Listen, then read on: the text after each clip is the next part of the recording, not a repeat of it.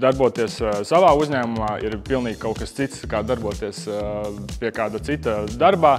Mans bizness ir autoservis, kas nodarbojas ar specifisku pakalpojumu, ultraskaņas mazgāšanas pakalpojumu, kurā ietilpst gan dzinēja detaļu mazgāšana, gan e-gāžu sistēmu mazgāšana. Dažreiz ir e-gāžu dzēsētāji, dažreiz atsevišķi komponentes, kuras principā izmazgāt ir ļoti grūti un neiespējami, un tad šī komponenta ir jāmaina. Šī komponenta maksās ļoti lielu naudu, bet tajā pašā laikā šo problēmu var atrisināt ar ultraskaņas mazgāšanas pakalpojumu, un tad, principā, jā, tad 10% no tās kopējās detaļas vērtības var veltīt tikai mazgāšanai, un tā funkcija un tas rezultāts būs pilnīgi tas pats kā jaunai detaļai. Tā kā šeit reģionā īsti nav kas to dara, un tad izdomāju, ka es to varu darīt. Tad ar uzņēmēju darbību tagad nodarbojos jau pusgadu. Ir gājis krāsaini, ir bijuši ļoti labas dienas, ir bijuši ļoti sliktas dienas, bet tas laikam ir tas viss kopums.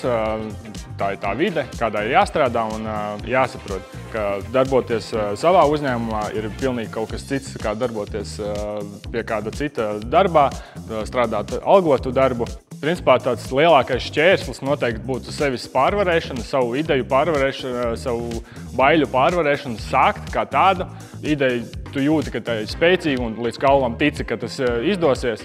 Tad, principā, nākošais, kas paliek, ir finansējums. Un finansējumu, ja tev ir ideja un tu māki viņu paskaidrot un tu zini un tu redzi kaut kādu rezultātu, tad šo finansējumu var dabūt. Un tas nav nemazām tik sarežģīti, ir atliek tikai darīt.